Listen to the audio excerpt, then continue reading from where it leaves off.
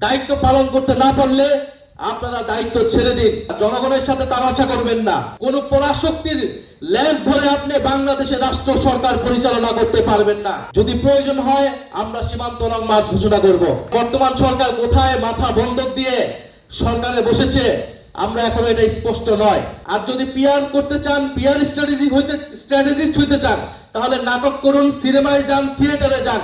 বাংলাদেশ সরকার পরিচালনা করার কোনো প্রয়োজন নাই। আপনার জনগণের ম্যান্ডেট লাগবে, জনগণের পক্ষে আপনাকে কথা বলতে হবে। শুধুমাত্র পিআর স্ট্র্যাটেজি করে দেশ চালানো যায় না।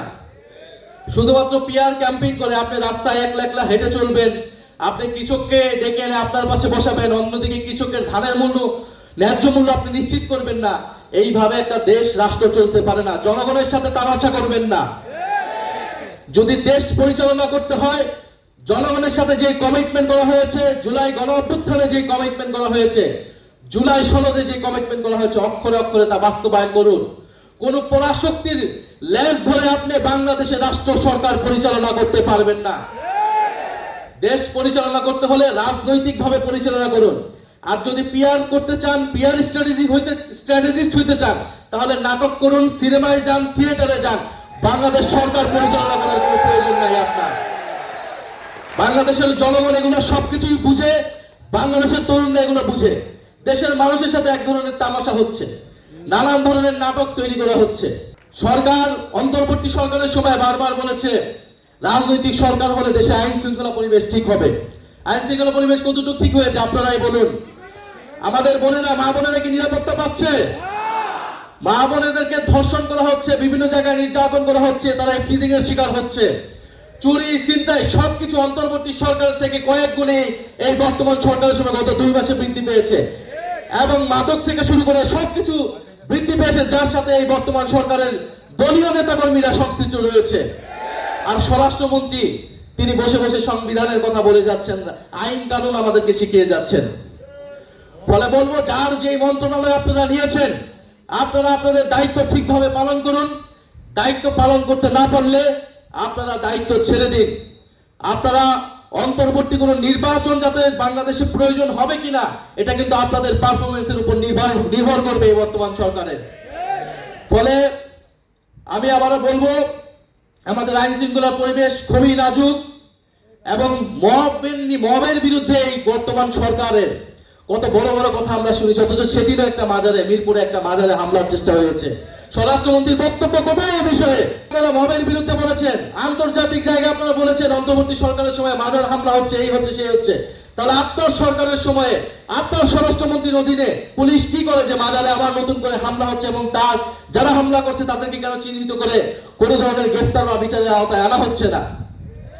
ফলে আমরা বলবো যে আপনারা বাংলাদেশকে যদি স্টেবিলিটি চান, তাহলে বাংলাদেশের ঋণ খেলাপি যারা আছে তাদেরকে ঋণ পরিশোধ করতে বলুন। আপনাদের ক্যাশিয়ার যাদেরকে মন্ত্রিত্ব দিয়েছেন তাদেরকে মন্ত্রিত্বকে সরিয়ে, আমরা বিশ্বাস করি আপনাদের দলে এখনো কিছু ভালো লোক আছে, এখনো কিছু খালেদা জিয়া, জিয়াউর রহমানের অনুসারী আছে, সৎ ব্যক্তি আছে, তাদেরকে মন্ত্রণালয়ে দিন। আর যদি সেটাও ব্যর্থ হন তাহলে আমাদেরকে বলুন, আমরা সাজেশন দেই, আপনারা তাদেরকে নিয়ে দেশটা পরিচালনা করুন। কিন্তু বাংলাদেশের জনগণের কোনো ভোগান্তি আমরা চাই না। দেশটাকে অন্য কোনো পরাশক্তির কাছে বন্ধক দিতেও আমরা চাই না। এবং দেশের স্বাস্থ্য খাতের সংস্কার করুন। আপনারা তো নতুন স্বাস্থ্যমন্ত্রী দিয়েছেন, তো সে সংসদে কি কি কথা বলছে এটা তো বাংলাদেশের জনগণ শুনেছে। আর যদি অন্তর্বর্তী সরকারের কোনো অব্যবস্থাপনার দায়ী থাকে এই হামের সংকটের জন্য, তাদেরকে কঠোর থেকে কঠোর বিচারের আওতায় আনুন। আমরা আপনাদেরকে সহযোগিতা করব। কিন্তু এর ঘাড়ে ওর ঘাড়ে দায় চাপিয়ে, দোষ চাপিয়ে আপনারা জ্বালানি সংকটের জন্য এর উপর দোষ চাপাবেন, আপনারা হামের সংকটের জন্য এর উপর দোষ চাপাবেন, তাহলে আপনাদেরকে কেন সরকারে বসিয়েছে জনগণ? নতজানু পররাষ্ট্রনীতি করে নতজানু চুক্তি করবে। আমরা সীমান্ত হত্যার বিরুদ্ধে কথা বলে যাচ্ছি। বাংলাদেশ ভারত সীমান্ত পৃথিবীর অন্যতম একটি সীমান্ত, যেটাকে রক্তাক্ত সীমান্ত বলা হয়। হাজারের উপরে মানুষকে হত্যা করা হয়েছে এই সীমান্তে গুলি করে, বাংলাদেশি নাগরিককে। মাওলানা ভাসানী ফারাক্কার বিরুদ্ধে লং মার্চ করেছিলেন। যদি প্রয়োজন হয় আমরা সীমান্ত লং মার্চ ঘোষণা করব। বাংলাদেশের সীমান্তকে আমরা সুরক্ষা করব। বাংলাদেশের নদীর পানির ন্যায্য হিস্সা আমরা নিশ্চিত করব। বাংলাদেশের সার্বভৌমত্বকে আমরা সুরক্ষা করব। আমরা বর্তমান সরকার কোথায় মাথা বন্ধক দিয়ে সরকারে বসেছে আমরা এখনো এটা স্পষ্ট নয়। আমরা বাংলাদেশকে কোনো পরশক্তির প্লেগ্রাউন্ড হিসেবে দেখতে চাই না। বাংলাদেশের তার সার্বভৌমত্ব এবং তার পররাষ্ট্রনীতি তার বাংলাদেশের জনগণের পক্ষেই তৈরি হবে বলে আমরা বিশ্বাস করি। আমরা সেটাই জনগণ চায় বলে বিশ্বাস করি।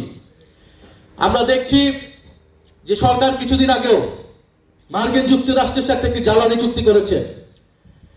অন্তর্বর্তী সরকারের শেষ সময়ে এসে মার্কিন যুক্তরাষ্ট্রের সাথে একটি বাণিজ্যিক চুক্তি হয়েছে, যেই চুক্তি নিয়ে সংসদে কোনো ধরনের কথা বলার সুযোগ ছিল না, কারণ গণভোট এবং অধ্যাদেশগুলো নিয়ে আমরা কথা বলার সুযোগ পাইনি।